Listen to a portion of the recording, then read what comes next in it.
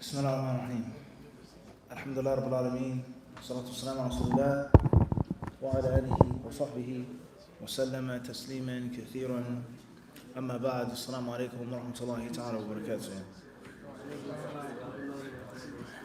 Thanks a lot for everybody who came.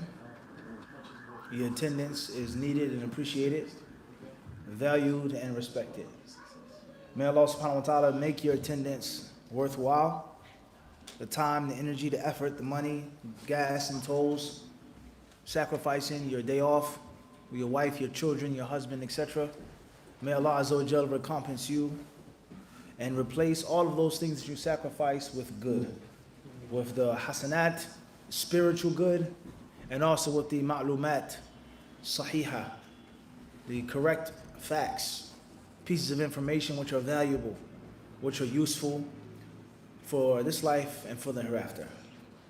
With regards to part 2 of I have only been sent to perfect moral character, or I have only been sent to perfect moral conduct, then everything that we explained in part 1, we don't want to re-explain today.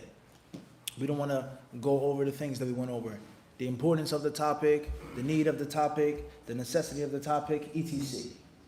Right now, we only want to take specifics of the general groundwork of the principles that we laid down in part 1. So, I know that good character is important. I know that moral conduct is a part of Islam.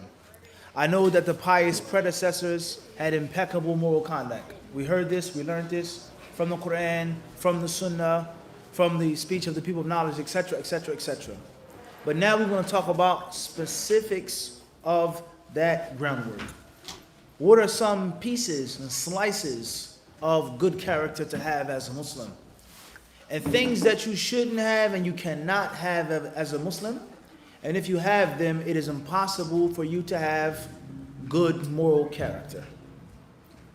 A student of knowledge, an imam, a leader of a household, a mother of children, so on and so forth. Stuff that you cannot have and stuff that you gotta have in order for you to implement all of those Quranic commandments and those prophetic commandments with regards to upholding, maintaining, and increasing your good character, your moral character. إِنَّمَا بُعِثْتُ لِأُتَمِّمَ مَكَارِمَ الْأَخْلَاقِ. The Prophet ﷺ says, I've only been sent, Allah only sent me to perfect moral character.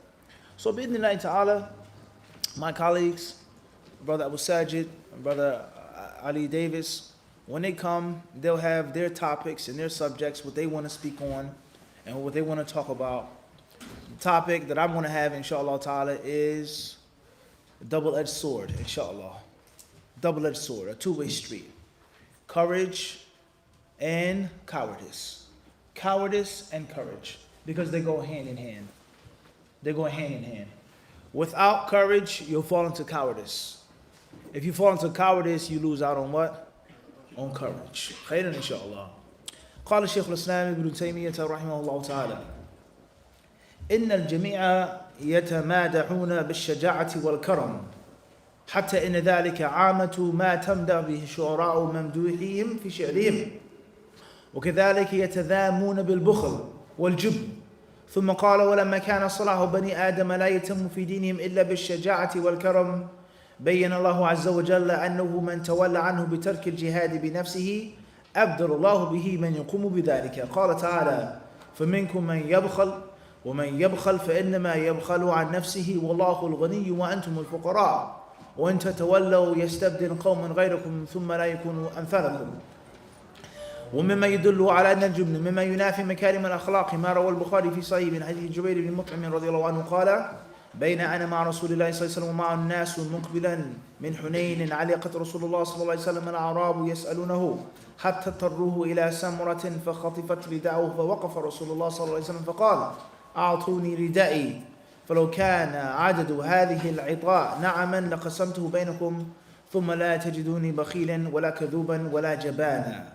طيب, Shaykh al-Islam ibn Taymiyyah rahimahullah ta'ala, he says, Shaykh al-Islam, he says, and that's what we want to suffice ourselves, that's the kalam of Shaykh al-Islam. He says, إِنَّ الْجَمِيعَ يَتَمَادَحُونَ. He says all people, all races, all religions, all cultures, all humans, from wherever they hail, they unanimously agree that courage is praiseworthy. And it's a good thing to have heart. It's a good thing to be brave. It's a good thing to be courageous. And it's a bad thing to be scared, afraid, and to behave cowardly. Also, all people agree unanimously is that it's a praiseworthy thing to be generous. And it's a blameworthy trait to be stingy and miserly. Shaykh al-Islam ibn Taymiyyah, he doesn't say the Muslims, the scholars of Hadith, Ahlul Sunnah wal Jama'ah, the Salaf al-Salih, the Sahaba. He says, Inna al-Jamiyah, everyone. From the black, the white, the yellow, the red, the north, the south, the east, and the west. Everyone can agree that people love brave people. And they praise brave people. It's Shaykh al-Islam ibn Taymiyyah's statement, who died in the 8th century. Now let's talk about the 20th century, or the 21st century. Right? Our culture. Name something that you grew up upon watching as a little kid. Whether you were born Muslim, whether you accepted Islam, name something that you grew up watching. Boxing. Tell you, what else did you grow up watching as a little kid? The Lone Ranger. The Lone Ranger. Allahu Akbar. Westerns. he read my mind. Tell you, what else did you grow up watching? Something else. He-Man, cartoons, right? Okay, tell you, what else? Dragon Ball Z. Tell you, it's something else. James Bond. Allah Akbar, there's something else is missing, Saeed. Okay, there's something else though, something else. Power Rangers, Kung Fu flicks, tell you, I knew that. There's something else though. Think about Saturday morning. Soul Train, Allahu Akbar. I can't lie about that. Tell you. Bonanza, okay, similar to the Lone Ranger. Something else though. Tom and Jerry, wrestling. Wrestling, right? Everybody wanted to wrestle. You either did Kung Fu, you did wrestling, you watched the X-Men, He-Man, so on and so forth. So our whole entire culture and our tarbiyah, Islamic, Muslim, non-Muslim, etc., is based off of the love and unfortunately the worship of what? Of heroes. Hero worship. You may not even realize it. You may think it's just a show or movie or cartoon or comic book, but they're teaching you and they're showing you that everyone wants to be the hero. And if you can't be the hero, everyone loves and respects the what? The villain. The villain. That's not the fitra though, Sheikh. There are people who love the villain, but the villain is the reason why you may love him too. And that's because the hero isn't necessarily doing what? What he's supposed to be doing. Everyone understand this? But the concept of a superhero, right or wrong? Think how many superheroes you know. DMC, Marvel, Batman, Superman, this one, this cartoon, John Wayne, this Western. Everything centers and is focused around the what? The main hero. And one of the greatest characteristics of the hero is that he's what? He's brave. He puts his life in danger, in harm's way to help the weak, the sick, the poor, those that can't fight back for themselves. And when he puts his life in harm's way, that is also a manifestation of something else, which is what? Generosity. Color. He generously sacrifices what? His self, his peace, his comfort. So being generous and being brave go like this. Being cowardly and being stingy also what? They go like that. So if you think about it, even before you were a Muslim, or when you were a young Muslim, before you knew about the Sunnah and the way of the Salaf and this and that, you were raised upon the love, the respect, and the value of bravery. And not to be scared and not to be afraid. And there's no way that the hero and the main character of the movie, of the cartoon, even if fake wrestling, choreographed, can show what? Fear and weakness. So Shaykh al-Islam, he says, everyone can agree on this, is that it is something which is praiseworthy to have heart and courage. Now we talk about the urban city, the streets. Many of us accepted Islam on the streets, on the street corner, or in a bar, or in a prison cell, or a cell block, right? Many of us, not all, but many of us. What's one of the things that the people respect the most in the streets, Bilal? What's one of the things? You got more than one Bilal. What's one of the first things? Being stand up. Being stand up. What else do they? What other term do they use? Huh? Being the best looking, the best dressing, having the most money, something that everyone respected. Having heart. Having what? Having heart. Everyone understand this? That's manifested in what? A fist fight. That's manifested in a gunfight. Shooting at somebody. Having someone shoot back at you. That's manifested in getting threatened with 20 years, 30 years, and not what? Not snitching. I don't know what you're talking about, officer. I'm sorry. You stupid. They told on you already. You're going to go to jail. I don't know what you're talking about. Everyone may not respect it. Some people may underestimate it, but the true people are going to what? They're going to respect it. Say he didn't tell. He wasn't afraid. He wasn't scared. Everyone understand this? So just think about how you became a Muslim. Oftentimes, many of us, we became Muslim through manifesting courage, even if it was doing the wrong thing. And even if it was you were showing courage for the wrong cause. And then compare that to 2020 now, in which it's okay to snitch. It's okay to rat. It's okay to act like a tough guy and a gangster, but back in the day, we all know you sold out and you told. Regardless whether it was halal or haram. Drugs, jahiliyyah, that's not the discussion. But the sheer fact of code of honor. Is this not the case? It's something which is lost. It's gone. It's been stripped away from the people. But among the kuffar and the sinful Muslims, people in the streets, in jail, that is at the top of the list. Is this not the case? The top of the list is that he doesn't have fear. He may not be the best fighter, he may not be the biggest, he may not be the strongest, but he's not afraid. And this is the person I want to be stuck in a cell with. Right? This is the person I want to be with when whatever happens and is going down, because I know he's not going to run. And the sheer fact that he's not going to run and he has that courage in his heart, that's going to intimidate people to act tough and pretend to be tough. Is this not the case? Is this not the case? All right, let's move forward. We talk about music. We talk about music in the urban city, the culture of rap. What's one of the biggest and greatest things that they talk about and rap about is what? It's keeping it real and having heart. Everyone understand this? And not being fake. Not carrying a gun, but you're afraid to use the gun. Scared to shoot the gun. Rolling with somebody, you don't have the heart to do it. So on and so forth. And there's so many other manifestations in which everyone, Muslim, kafir, fasik, everyone can agree on the praise of what? Of bravery.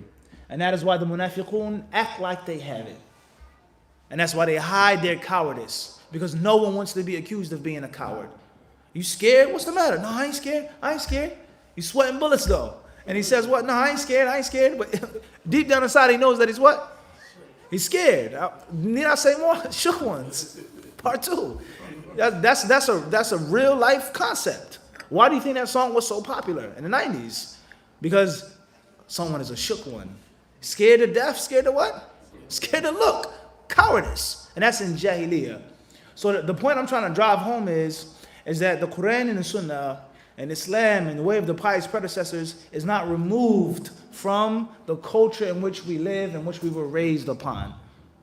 It's not removed from that. A movie, a cartoon, a rap song, crime, jail, wherever you come from, everyone respects what? Bravery and courage. That's agreed upon. And the opposite is also what? Agreed upon. That it's a bad thing to be a coward and to be afraid. Shaykh al-Islam ibn Taymiyyah rahimahullah ta'ala, he then says, Ibn Taymiyyah rahimahullah, he says, regarding this, he says, إِنَّ ذَلِكَ عَمَةُ مَا تَمْدَحُ بِهِ الشُّعَرَاءُ مَمْدُوحِهِمْ فِي شِعْرِهِمْ. He says, poets, the thing that they mention the most, and the people that they speak well of in their lines of poetry and in their poems, are the brave heroes. Just like I said about the what? About rap, which is a type of poetry. They talk about money, they talk about women, they talk about this, they talk about that, but the top thing is what? There's no doubt about that. Even if it's for the wrong cause. So what Shaykh Ibn Taymiyyah is saying is no different than what we grew up upon and how we were raised. That was the top tier thing, was to be brave. Ibn Taymiyyah rahimahullah ta'ala, he then says here, وَكَذَلِكَ يَتَذَامُونَ بِالْبُخْلِ. And also the greatest thing that they look down upon and that they criticized and censured people for in their poems and in their lines of poetry was stinginess and cowardice. Stinginess and cowardice. Those were the cardinal sins, and those were the most praiseworthy attributes of a man or woman, of a horse, a camel, in their lines of poetry.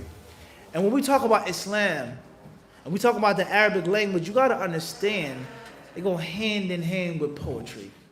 And without poetry and the poetic skill and talent of the Arabs, it wasn't much that they would have to brag of and to boast of in their culture. Everyone understand this? If you strip them of eloquency, lugha, and shir, it's not what? It's not much. It's not much that they had. It's not much. They weren't like other civilizations and dynasties that had advancements, technology. They traveled, they had medicine, they had science, they wrote, they had books, they had scribes. The Arabs were simple, basic people. And one of the greatest things that they bragged about and boasted about was what? Was their ability.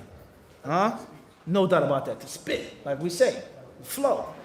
They bragged and they boasted about that. And secondly, of course, was ancestry. Ancestry, their lineage. We're related to Ismail. We're related to Ibrahim. We're related to this prophet and to this messenger. Well, you take those two things away from them, it's not what? It's not much they have. Rome, ancient China, Greece, this country, this dynasty, these people, look at the monuments that they built, the wars that they fought. So look at the things that they wrote down and recorded, the sagas that still remain to this day. People make movies and shows about. How many movies and shows do they make about the Arab sagas? A few here and there, but it's nothing like the other dynasties and empires. So the point is that if you wanted to know how the Arabs thought and how they felt and what was their culture, what was good, what was bad, what was up, what was down, if you wanted to know what life was like in the mind and the view of an Arab person, the first and last place you would look was where? In their poetry. That's the point that we're trying to get to. Everyone understand this? That's the first and the last place. The very first place is, what do they write about? What do their poets say? And don't think that when Islam came, this changed. Don't think that. The Prophet ﷺ, he allowed poetry. And he also praised many poets and praised lines of poetry. The Prophet ﷺ was not a poet. It was unlawful for him to be a poet. It was unbefitting for him to be a poet. But there are instances in which he said a line or two. And we all know Hassan, radiallahu anhu, he would say, Uhjum anni, dafi anni, wa ma'ak ruh al-Qudus. He would say, keep writing, Hassan. Keep defending me. Keep saying poems and poetry about me. Defend my honor, and Jibreel will be with you. So the Prophet, he praised this companion because of his ability with his what? His penmanship. And he knew that the words were vicious. And that they were attacking the Prophet's honor, speaking ill of him, calling him bad names. And one of the ways that he defended himself was through the what? The spoken word. So poetry is extremely important to the Arabs. It was extremely important to the Muslims. And in our culture is also what? Extremely important. And what do people talk about oftentimes in poems? The real poetry. We're not talking about the garbage. We're not talking about the fluff and the filler and the content. But we're talking about the true poetry. The greatest thing that they spoke on was a person being real, being true, and having what? Having the heart of a lion. And not being a coward and not being afraid. Everyone understand this? So Shaykh Islam Taymiyyah, rahimahullah, he then says here, so the greatest thing that they praised was bravery, was courage, was chivalry.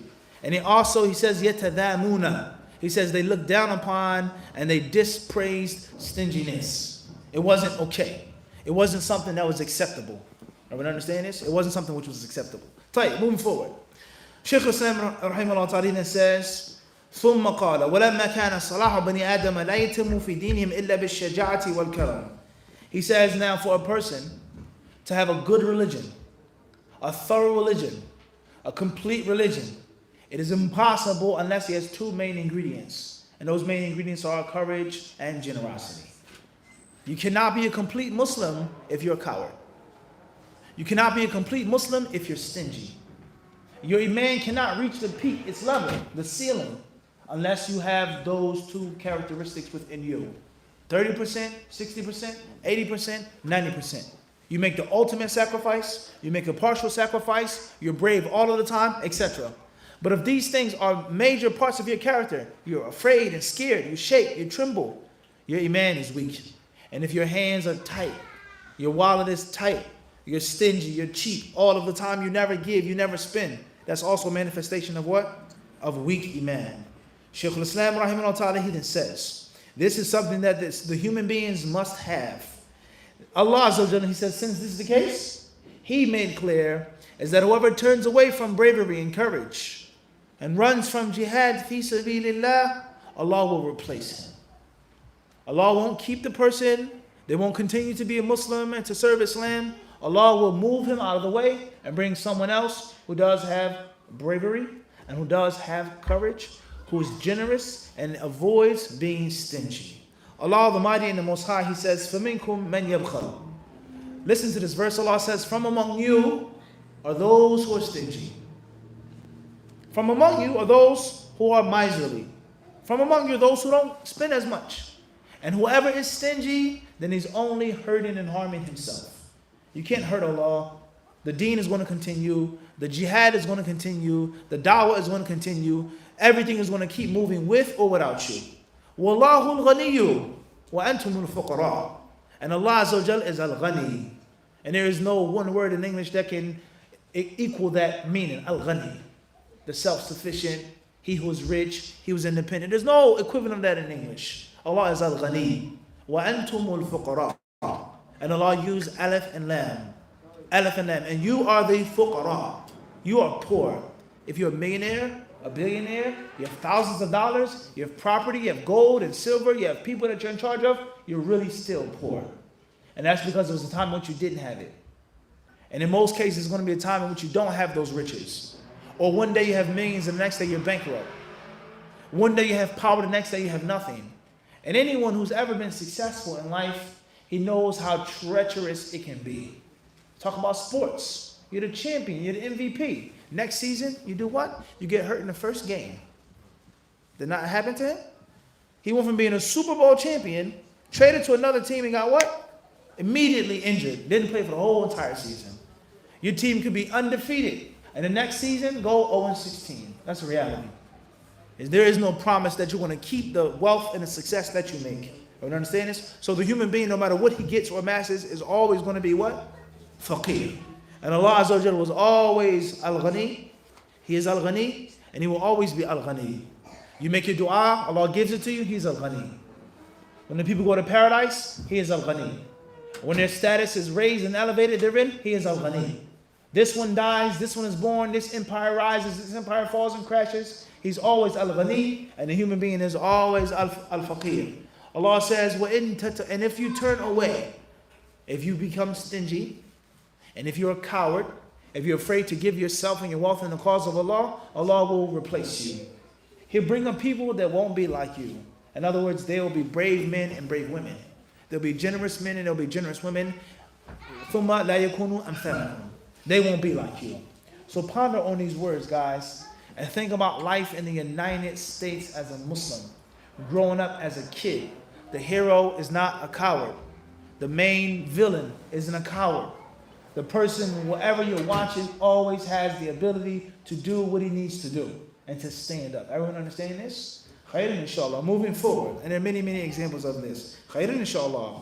Qadi Iyad rahimahullah ta'ala, he says, وَكَذَلِكَ اسْتِعَادَتُهُ صلى الله عليه وسلم من الجبن والبخل لما فيهما من التقصير عن أداء الواجبات والقيام في حقوق الله والغضة على عهد المعاصي وتغيير المنكرات وأداء حقوق المال إذا بشجاعة النفس المعتدلة يقيم الحقوق وينصر المظلوم وبسخاء النفس يؤدي حقوق المال ويواسي منه ويلم به عند الضرورات وشيئة المساكين ويؤدي واجب المضطرين. He says, included in bravery are the following praiseworthy characteristics. Number one is that when a person is cowardly and stingy, he will fall short. You will not fulfill your religious and worldly obligations. You cannot fulfill your religious and worldly obligations. Making money, going to the masjid, doing whatever you have to do, which is obligatory. Your wife, your husband, your children, you can't do it if you don't have the necessary heart. So first and foremost, that's the main reason why the Prophet ﷺ sought Allah's refuge from cowardice. In the hadith of Anas and Sahih Bukhari and others, he said, Allahumma inni a'udhu bika min al-hammi wal-hazan wal-ajzi wal-kasal wal-bukhli wal-jubn wa-dala'i dayni wa ghalabati rijal. He says, Oh Allah, O kama qala alayhi sallallahu, I seek your refuge from the following things: from worry and sadness, from weakness and lethargy, from He said what? Stinginess and cowardice, from being swallowed up by debt and overpowered by men. The Prophet ﷺ would never ever fall into those things, like we explained yesterday. Women say al-asqa. The Prophet would never be a leper. The Prophet would never become mad. The Prophet would never suffer from this illness and this disease. But he sought Allah's refuge to teach the ummah of the evil of those things. And the main thing that is included in being cowardly and stingy is that you cannot fulfill your religious nor your worldly obligations. So if you can't fulfill that which is obligatory, you can't succeed. You can't even win in this world. If you were an apostate, why do you have to that? If you didn't want to be a Muslim anymore, if you were a Jew or a Christian, whatever you are, no one wins except for people that are what? That have heart, that have the ability to take the risk. They have the ability what? To make a chance. Because we all know that fortune favors the what? Favors the brave. As if fortune has a personality. Luck, they call it. Al-Hadh, al-Nasib, success and prosperity. As if it has its own personality and it doesn't like cowardly men. And the same applies to women. That's the classic story, right? Look in the animal kingdom, the animal world. The male that mates with the females is the animal that does what? What animal? What male mates? The strongest. No doubt. The strongest. Inside and what? On the outside. Because the strength and the power of the lion comes from within. And is manifested in its muscles, its speed, its agility, and its ferocious nature. So cowardly people, they don't even get a chance to what? They don't even get a chance to do anything in the dunya, let alone in the deen. So he says, that's why the Prophet ﷺ sought Allah's protection from those two horrible traits. وَالْقِيَامِ فِي حُقُوقِ اللَّهِ, holding out or carrying out Allah's rights. وَالْغِلْظَةِ عَلَى أَهْلِ الْمَعَاصِي, and taking the necessary harshness against sinful people. Not to smile in their faces, shake their hands, give them hugs, let alone take money from them, and be protected by them, and be friends of them, and get worldly benefits from open, evil, sinful people. That's not the correct way. The sinful people, they should know that we're not friends. This scholar, this imam, this student of knowledge, I can't go and just sit and eat and drink and laugh with him. And I'm an open public sinner. Rather, it's supposed to be ghilva, harshness. What do you want from me? Wa alaikum. Make tawbah, repent. And then maybe we can sit and we can share a meal together. Not like how we do it. We laugh, we joke, we smile. Rather, we take money. We are supported and protected by open public sinners. And then we say we're what? Following the ulama and following the pious predecessors. That is a manifestation of cowardice. And you're too afraid to tell someone to fear Allah to their face. You're too afraid to cut someone off from being an evil open sinner. Qadi Iyad rahimahullah ta'ala, he then says, وَتَغْيِيرِ الْمُنْكَرَاتِ, and changing the evil. Not speaking out against the evil, not hating it in your heart, but physically knocking it down. Physically picking it up. Physically smashing it and breaking it. Physically crossing it out. Physically closing down the shop. This is munkar, and it cannot be done. You can't have a shop selling this. You can't walk down the street just like this. And this applies to a larger scale in an Islamic country or in your household. You don't have enough heart to tell your wife to fear Allah. She goes outside, you know that it's haram, but you're afraid, you're scared she's going to get mad at you. Or you're scared that she's going to expose your own sins. Or you're scared that she's going to leave you. Or you're scared that she's going to have an attitude problem with you. So therefore you turn a blind eye to the munkar. And the same applies to a father, an imam, and any other level, a student, a teacher. He may not have the ability to tell a student what his student needs to be told because he's afraid of something in his heart. So without cowardice, none of these things, or without bravery, none of these things can be fulfilled. He says, وَأَدَاءِ حُقُوقِ الْمَالِ, and giving the rights of one's wealth. Zakah, sadaqah, paying back the debt. Rather, if you make tawbah and you stole money from someone, your tawbah cannot be complete until you return the money. But how can I give the money back to fulan? He's going to get what? He's going to get upset. You stole from me? You took this when I wasn't looking? Yes, I did. I asked Allah to forgive me. I'm giving it back to you. I ask you to forgive me. That takes a lot of what? No doubt about that. That's embarrassing. You don't know what's going to happen. You know what he's going to say. That in itself takes shaja'ah. And if you don't have it, your tawbah cannot be made correctly. Backbiting someone. backbiting someone, saying, I'm sorry, I spoke about you. I shouldn't have spoken about you. Wallahi, many brothers that come to me before, and I respected them. I didn't befriend them. I didn't let down my guard. We're not cool, we're not friends. But wallahi, I respect you. I said this about you. I was, caught up. I have nothing personal against you. Alhamdulillah. That's better than a person who knows that it's wrong, talks about you, but he's too afraid to step to your face and apologize. Because that takes courage. It takes courage. Qadi Iyad, he says here, and that is because when people have the correct bravery, mu'tadila, in other words, a person can have too much bravery. And that bravery is now translated into what? Recklessness and ruin. Everyone understand this? Recklessness and ruin. This is mentioned. Sun Tzu, he mentioned this. That a general will be destroyed and his army will be ruined if he's cowardly or if he's reckless. If he doesn't know when to run, when to stop fighting, when to use strategy, when to avoid conflict, he'll be destroyed. Everyone understand this? And the army would never win if he doesn't know when to what? Take a risk. Because he's scared. I don't want my soldiers to get hurt. I don't want my soldiers to die. I don't want casualties. You can't play chess if you're not willing to lose pieces. You can't win the game. It's impossible unless you're willing to give up pieces. So you have to be willing to make that sacrifice. So if you don't have the necessary courage to go forward, you won't win. And if you have too much courage, which is recklessness, you'll be what? You'll be wiped away. And this applies to jealousy for your wife. You can't have too much jealousy in which you're insecure and you accuse your wife. You're cheating on me. You're talking to this brother. You walk down the street. Your glove was in the car. I saw the tip of your overgarment. You have too much jealousy. And the brothers, they think that that's praiseworthy and that's wrong. Qadi Iyad rahimahullah ta'ala, he says, when a person has the balanced bravery, yuqim al-huquq, he can establish the people's rights. وَيَنْصُرُ الْمَظْلُومِ, and he can help the wrong. He can help those who have been oppressed. وَبِسَخَاءِ النَّفْسِ, and the same applies to generosity. The same applies to generosity. So with this being said, brothers and sisters, these are, bidnillah ta'ala, a few pieces of wisdom from the people of knowledge with regards to those ayat and those ahadith that praise bravery, and those ayat and those ahadith that dispraise and condemn cowardice. And obviously everyone isn't born a hero. Everyone isn't born a warrior. Everyone isn't necessarily born to be lionheart. But you can obtain it bi'idhnillahi ta'ala. And if you can't obtain it, then at least you can stifle your cowardice. We go on the battlefield, I'm scared, deep down inside. I know what it feels like to cut myself in the kitchen with a knife.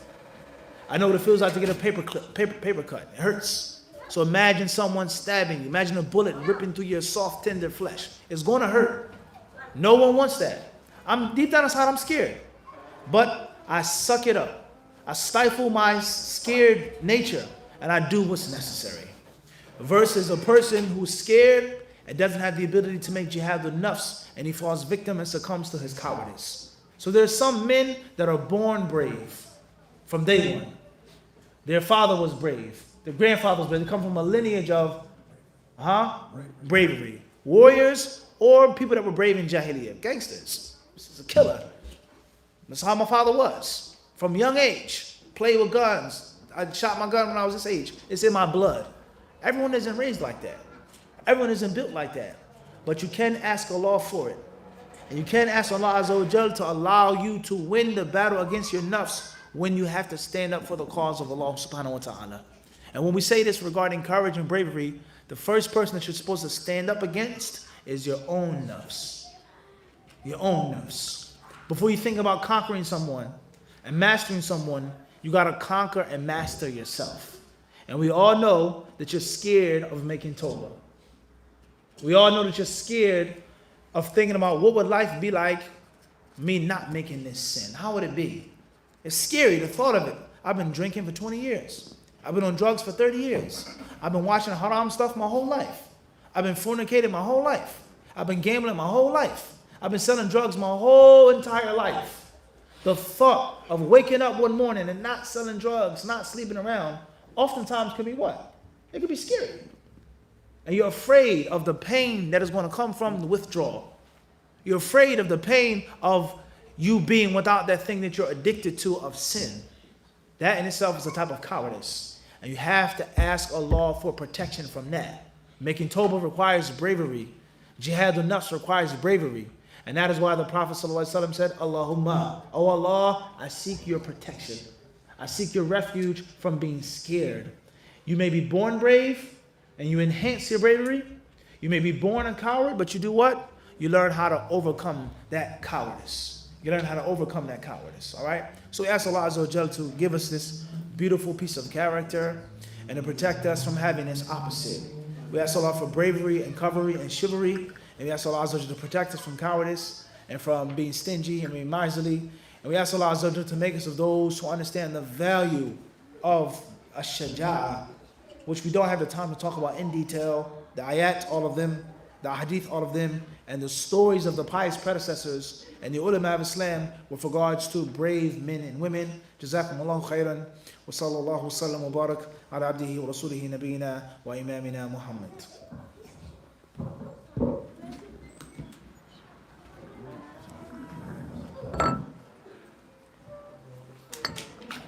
Inshallah, before the next talk, bi'idhnillahi ta'ala, I won't be able to be on the panel with my brothers and friends. So I'll try to take some questions now, maybe 20 minutes, inshallah ta'ala. We'll stop at 5. So anyone who wants to ask a question on a topic, they'll have precedence, bi'idhnillahi ta'ala. And the other questions off of the topic, then we'll try to take some of them now, briefly. And if not, I seek your permission, wa jazakumullahu khairan. خلاص؟ فضل يا أخي. وإياكم. When you started off, you were saying how now we live in a time where things are reversed. And words have started to take on new meanings. And the word of courage, as we know, takes on a new meaning now. So it's not seen as being something that's brave or one that's strong. But a person may say, coming forward and, for lack of a better word, snitching, takes bravery, and that's courage. To be able to do those things when in reality, majority of the people that do this are people that committed crimes themselves, and they do this as a way to get out of a crime. My question is, how do we get the younger generation to resort back to those original meanings of what courage actually is? Right. With regards to the true meaning of courage and bravery, what is it and what it is not, and how many things have been flipped and reversed. There's no doubt about that. There's no doubt about that. Right. First and foremost, when we talk about snitching, I've been asked this question before, and I think and I feel this is a very important question. And I don't think it's proper and befitting for us to ignore this question.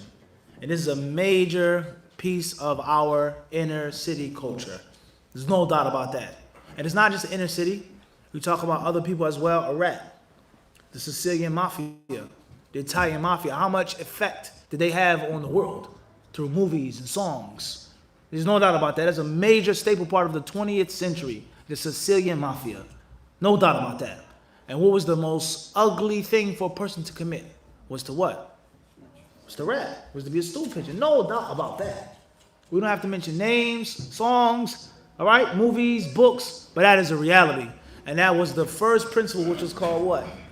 Omerta, the code of silence, in which no cooperation with anyone from the authorities is allowed. And they believe, not in Italy, but in Sicily, FYI, very different culture between Italy and Sicily. Very different. There were similarities and parallels, but many things were different, all right? They believed that a man had to take the vendetta into his own hands. And if he did not, he was an incomplete man, all right? So how do we get to the point of it's okay to snitch? It's okay to rat. It's okay to tell. It's okay to be a two-faced munafiq. It's all right to have 3 tongues and have 3 standards. That's what we're living in right now.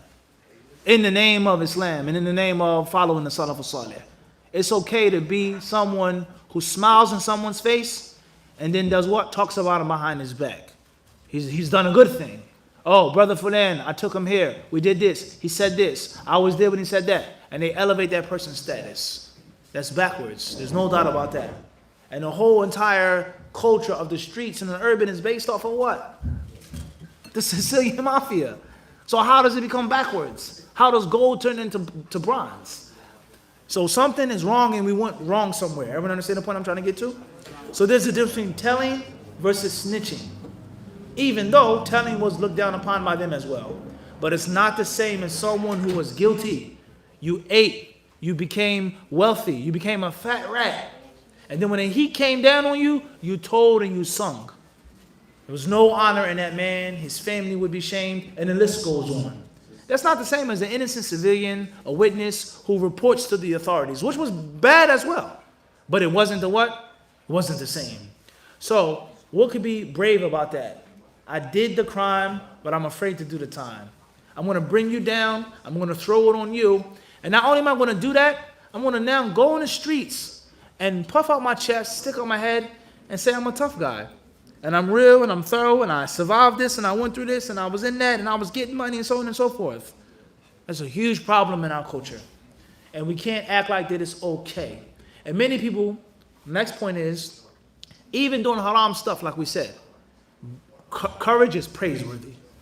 And many people, they think, even in Islam, it's okay to be a coward. That's also backwards. The Prophet ﷺ, he got rid of and he abolished this misconception. He says, خِيَارُهُمْ فِي الْجَاهِلِيَّةِ خِيَارُهُمْ إِيش فِي الْإِسْلَامِ. The best in Jahiliyyah are the best in what? In Islam. So the good, praiseworthy things there also are the same what? Here. But they have to be translated sometimes, or adjusted, or trimmed. Everyone understand this? For you to be a ladies' man in Jahiliyyah, that was a good thing. It was a praiseworthy thing. And it's not condemned in Islam, but it has to be trimmed, engaged. There's no doubt about that. There are many narrations. The best from among you are those who have the most women. The ulama, the sahaba, they spoke on this. They mentioned this. Having children, running more than one household. That takes more what? More strength, no doubt. You're a more complete man. How much does your father do for one household? Now imagine that times what? 3, 4, bills, children, this, that. He's a what? He's a more complete man. So you can't sleep around in Islam and have girlfriends and right-hand possessions and this and this and that. But the concept of a man maintaining more than one situation is still what? Praiseworthy. The concept of being brave, being strong, having honor in Islam is still what? Still praiseworthy. So it goes back to the proper understanding of the deen. And many of us, we have a surface understanding of the deen. We think we get it. We think we got it. But in actuality, we don't. And the same applies to Jahiliyyah. And we've just proven the point through cartoons and movies. How is it okay to be a coward? How is it okay not to have the heart? How is it okay to be a follower and a tag along? And everything that you saw from a young age was based off of what? The opposite. So, how to raise the young, how to put them upon that which is correct, bi-idhnillahi ta'ala, is that you have to take them back to the organic understanding and the deen and the organic understanding of the what? Of the dunya. Everyone understand this? Everyone who says that they're Muslim, wa alaikum salam wa rahmatullahi wa barakatuh, or they say this or they say that, it doesn't mean that that's the correct content, that they're wholesome. You got to teach your son that. Every brother who has a beard and a thobe doesn't mean he's doing the right thing. That's unacceptable Islamically, because Allah says and the Messenger says. And this is what the Sahaba said. This is what Shaykh Islam Taymiyyah what? Says. So you're claiming and quoting Shaykh Islam Taymiyyah, but what about this? He says everyone agrees that it's a good thing to have heart. And you're promoting cowardice and being afraid and scared and terrified of other men. Something is wrong. Your understanding of Islam, of the speech of Ibn Taymiyyah, isn't what? It's not organic. And the same applies to the dunya. What shows your sons watch, what toys they play with. Teach them about that. Teach them about the Lone Ranger. You watching this crap and this trash on TV? This is what we used to watch when we were growing up. Why can that? So you got to take them back to the original asl. In the deen and in the what? And in the dunya. And oftentimes we've strayed from that. And let alone, even worse than that, we've what? Flipped it and made the opposite, huh? And Allah surely knows best. Question says, if a person commits a sin, but does it for the experience, and that person makes repentance for that sin and swears to never do it again, will that sin be forgiven even though the person did it knowing it was a sin? A person commits a sin, but does it for the experience. and then that person makes repentance for that sin and swears never to do it again, will that sin be forgiven even though the person did it knowing it was a sin? What's important is, if you make a sin, you make the correct repentance, the correct tawbah, and Allah Azza wa Jalla will forgive the sin. That's proven in the Quran and the Sunnah.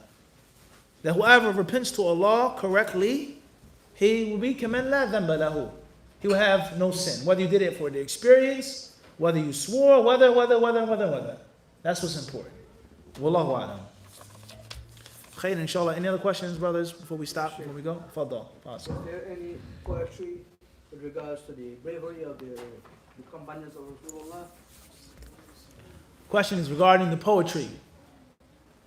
Praising the companions of the Messenger of Allah sallallahu alaihi wasallam, for sure. Before Islam and after Islam. That was a part of their culture. It was a part of their culture. You couldn't be a significant person and a figure in your culture unless you could ride a horse, swim, wield a sword, shoot a bow, read, so on and so on and so forth. That was all a part of a man who was perfect. There's no doubt about that. There's no doubt about that. We mentioned only a few things. Many lines of poetry the scholars have written about bravery and brave men. But you got to understand something that was basic. It was basic. It was a stable part of their life and of their way. They didn't have to take it off of the shelf. Do you understand? They didn't have to take it off the shelf. It was something that was already ingrained in them. Huh? Once, there was a doctor, a professor, he was speaking about the Crusades. All right?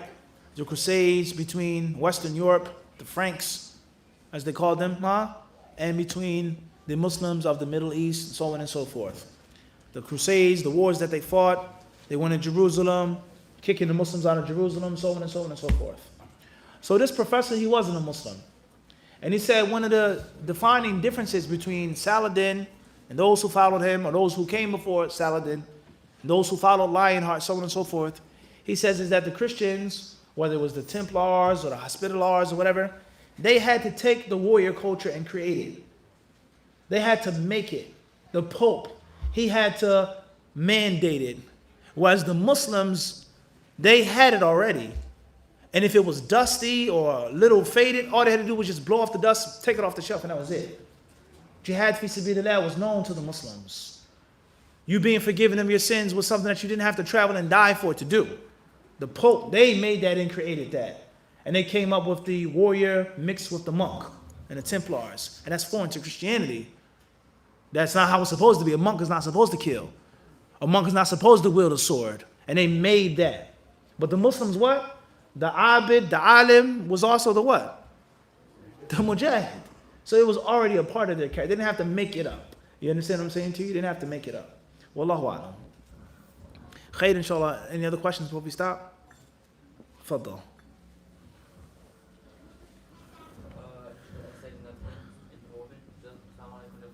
What are the etiquette of era for your wife?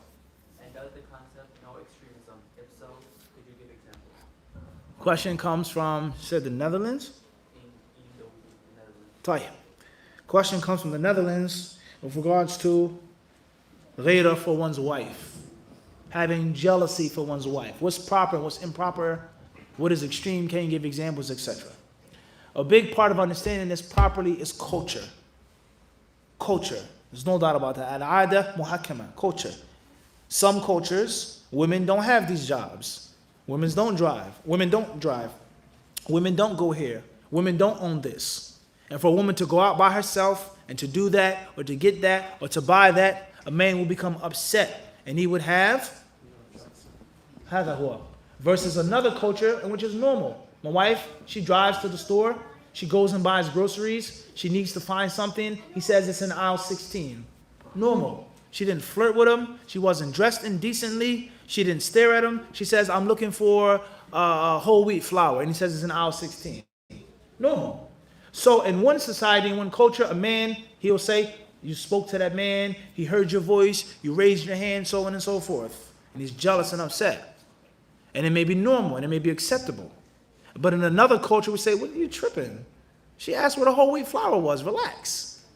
Everyone understand this? So culture is a big part of this.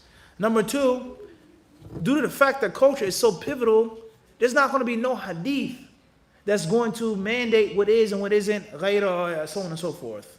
It's generally praised, but the specifics has to go back to you, your taste and your culture. Balance in everything. Having bad thoughts of any Muslim is haram. Having bad thoughts of someone who's close to you is even going to be even more haram. Everyone understand this? And what's important is if you're confident, if you know what Allah has blessed you with, if you trust your wife, then there's no need for you to be insecure. There's no need for you to accuse her and to think ill of her and manifest that in her making a phone call or asking for this, or she had to speak to a police officer. It's no big thing. So oftentimes a man reflects his weakness and his insecurity and he justifies and says, it's ghayra. That's wrong. So, of course, there's no true love without jealousy. There's no doubt about that. There's no true love without what? Jealousy. You can go hang out with such and such. It's cool. I know they like you too, but I would want you to be what? To ride out with me. We're driving here together. But it's what? It's okay. But deep down inside, I want you what? No doubt about that. But it doesn't mean that you act immaturely and you accuse people and you spew out your evil and your venom on people because of their other relations and their relationships with other people. All right? So there is a balance. And what's important is do not mask your insecurity. Do not mask your jealousy. Do not mask your personal childhood problems. Do not blame it on the sunnah and the way of the pious predecessors, because they're free from that. It's not Islam. The Prophet ﷺ's wives went outside. The Prophet ﷺ's wives, there are many hadiths in which they spoke to other men. Allah said in the Quran, وَقُلْنَا قَوْلًا مَعْرُوفًا, say an honorable word. Allah told them to do what? To speak. But make sure the speech is what? Honorable. So balance. All right? An example of an extreme type of jealousy, like I said, is just exaggerating. Exaggerating. Thinking that your wife is going to leave you for one brother or this or that or whatever the case may be because she goes to a lecture or she listens to a class. It's extreme. Wallahu a'lam. Sallallahu sallam mubarak ala abdihi wa rasulihi nabina wa imamina Muhammad.